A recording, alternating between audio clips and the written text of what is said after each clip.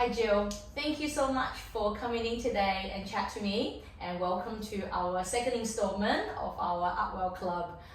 And the topic of the month this month is Age Well, which I know is a topic we're both passionate, many people in the city as well. As the founder of 10X, which is probably the most beautiful health space here in Hong Kong at beautiful Pacific Place. Let's start with, tell me a little bit of what inspired you to start 10X. Yeah, well, great to see you, Michelle, and thanks for having me. So when I was looking at the wellness industry about 3 years ago, I really saw that most places were really only offering massages and facials when they talk about sort of self-care and wellness. And from my perspective, as a lawyer, so I spent about 15 years practicing law in Canada. Quite a transition. A huge transition, but one that I think I was really, that really led me into the wellness space because I was working on really serious personal injury cases where people who had experienced some devastating physical trauma in their lives really needed a lot of rehabilitation to kind of get back on their feet. So when I started looking at what are some of the opportunities in wellness, what I saw was that there just weren't enough places that were offering evidence-based treatments. So everything really seemed to focus on feeling good, which is a hugely important part of wellness, but we need to combine it with some science-backed therapies. Sure. So that's really what sort of led me to start investigating, well, what are therapies that make us feel really good? Because again, hugely important to feel good, but also are going to help with cellular regeneration, with potentially even extending our health span over time. And so when I started kind of looking at, okay, well, what are the modalities that are going to help us feel good and do something that's really good for our bodies, that's when I kind of started to land on therapies like hyperbaric oxygen therapy, infrared sauna, cold plunge, and red light therapy, because the medical literature that was coming out about these new and emerging technologies were showing us that you could significantly decrease the inflammation in your body.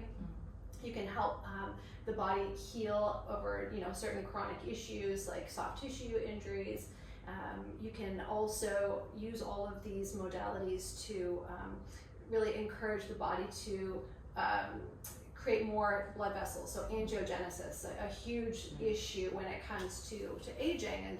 And as you know, as a chiropractor, it's probably one of the main reasons why people start to get kind of achy joints. Because we just don't. It definitely contributes to it. Right. So that lack of blood flow is really kind of how I started to look at some of these, anti-aging therapies, if you will, in terms of trying to reverse some of that damage or prevent it from starting in the beginning. That's interesting because also that element is an element that within TCM is very much talked about at the time. So there's a lot of I guess ancient wisdom as well as what has always worked for thousands and thousands of years in terms of the anti-aging, aging well, rejuvenation, recovery. Recovery is key. Well, it's so interesting that you bring up TCM because it's not an area of medicine that I really knew very well or knew much about before I started 10X.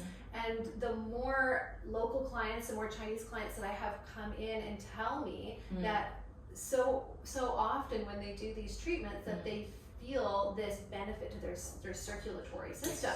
Yes. Right?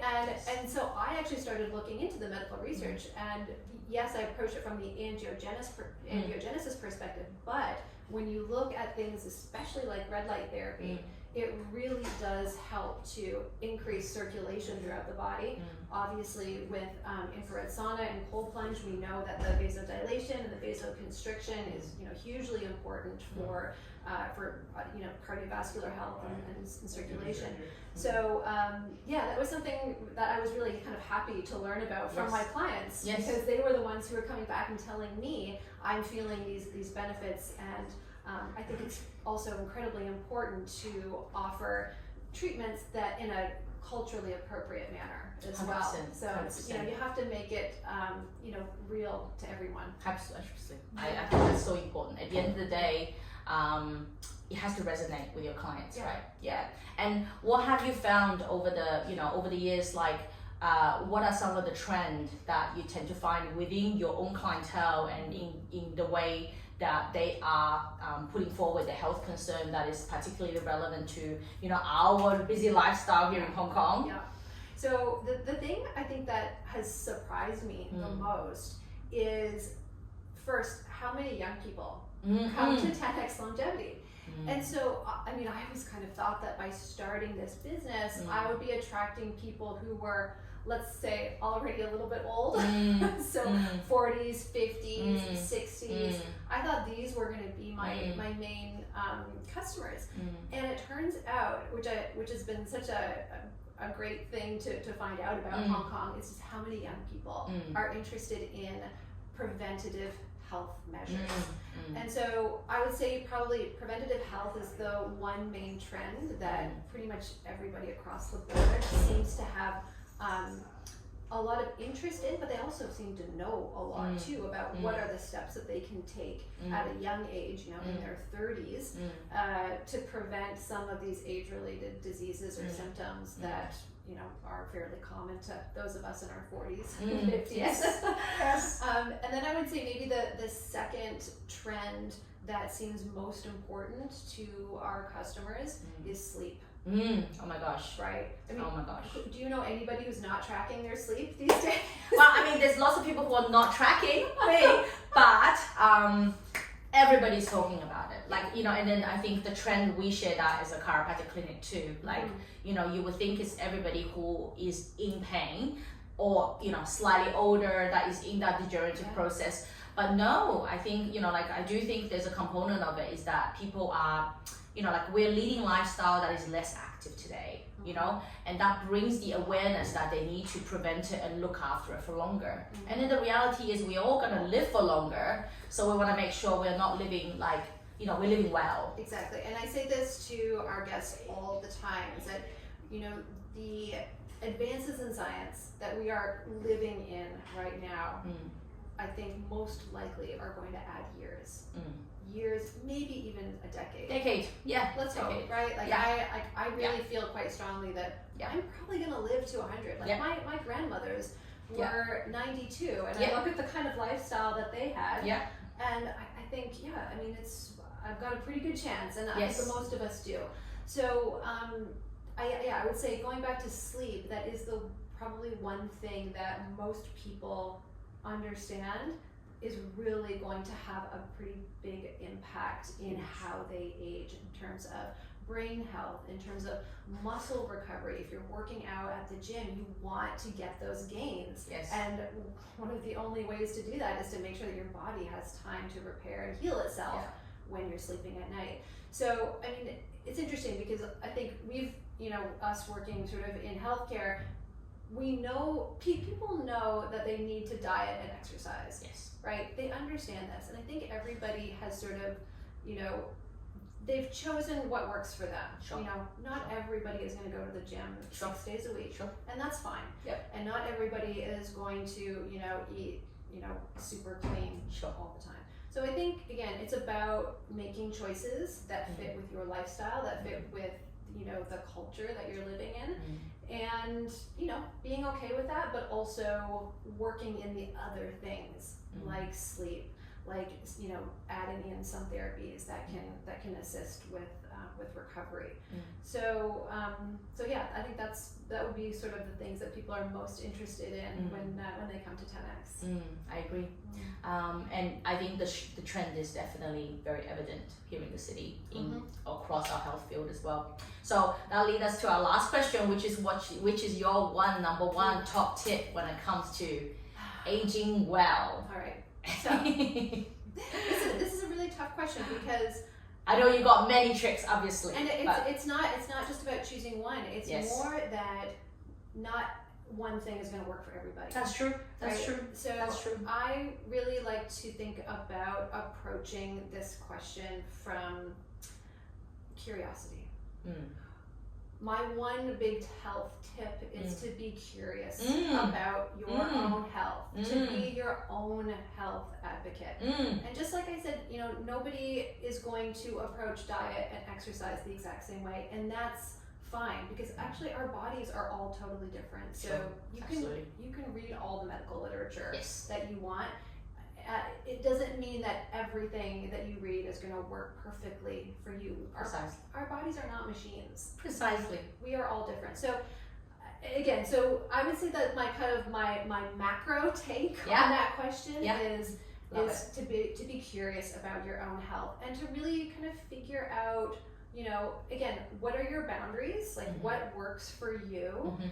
in the life that you're living. Mhm. And then, yeah, just to keep learning. Mm. And I think the more you learn, the easier it is to make some of those changes, right? Like sometimes I think people, like, they kind of approach health backwards. They're like, okay, I'm going to start this habit, Mm. right? And then, okay, maybe they do start the habit, maybe it lasts for like a couple of weeks. Mm. But I think you have to ask the why first. Mm.